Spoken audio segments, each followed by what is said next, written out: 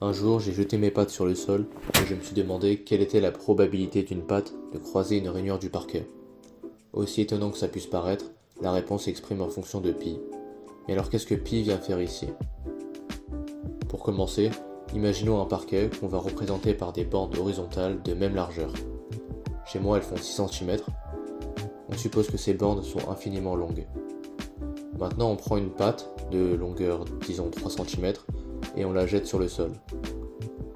On peut en fait remarquer que deux paramètres vont entrer en compte dans nos calculs.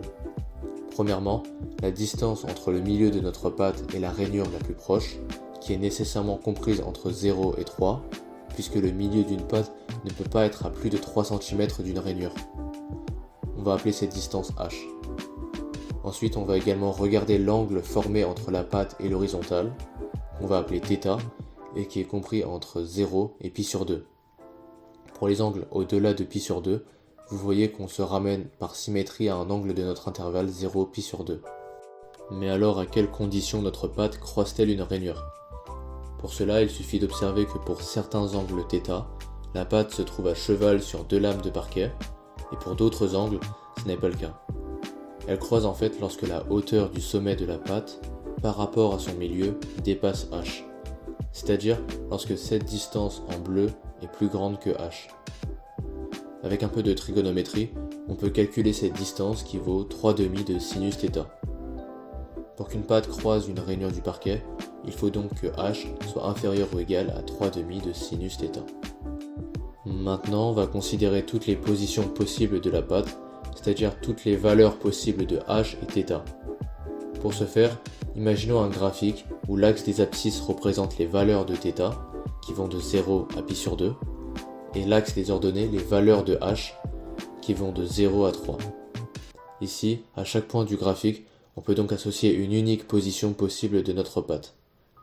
On a calculé qu'il fallait que h soit inférieur ou égal à 3/2 de sinus θ, ce qui correspond à l'aire sous la courbe d'équation y égale 3/2 de sinus θ.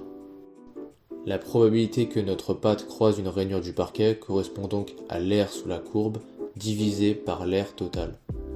L'aire sous la courbe, on peut la calculer à l'aide d'une intégrale. C'est l'intégrale de 0 à pi sur 2 de 3/2 de sinus θ dθ. On peut sortir le 3/2 par linéarité de l'intégrale. Une primitive de sinus θ, c'est moins cosinus θ. Finalement, on trouve que cette intégrale vaut 3/2. Pour l'aire totale, c'est facile, il s'agit de l'aire d'un rectangle. On a 3 fois pi sur 2, ce qui donne 3 pi sur 2. Au final, notre probabilité vaut le rapport de ces deux aires, donc 3/2 sur 3 pi sur 2, soit 1 sur pi. Il y a donc environ 32% de chance pour que notre patte croise une rainure du parquet. On peut redémontrer notre résultat de façon plus générale. Cette fois, les lames de parquet ont une largeur d, et notre patte a une longueur que l'on note L. La condition de croisement devient alors h inférieur ou égal à L sur 2 fois sinus θ. En suivant le même raisonnement, on intègre cette fois L sur 2 fois sinus θ entre 0 et pi sur 2, et on obtient L sur 2. L'aire totale c'est d sur 2 fois pi sur 2. En faisant le rapport entre ces deux aires, on obtient finalement une probabilité égale à 2L sur d fois pi. Ça veut dire qu'en lançant un grand nombre de pattes, vous pourrez avoir une approximation plutôt correcte de pi. En réalité, on doit la résolution de ce problème au comte de Buffon en 1733. À l'époque, c'était pas des pattes, mais plutôt des aiguilles. C'est pour ça qu'on appelle ça le problème des aiguilles de Buffon. Il y a aussi d'autres démonstrations possibles, mais j'ai une préférence pour celle que je vous ai présentée aujourd'hui. Voilà, c'est tout pour cette vidéo. En tout cas, on a déjà beaucoup de décimales de pi sur nos calculatrices, donc pas besoin de jeter nos pattes par terre. J'espère que ça vous aura plu. Ciao.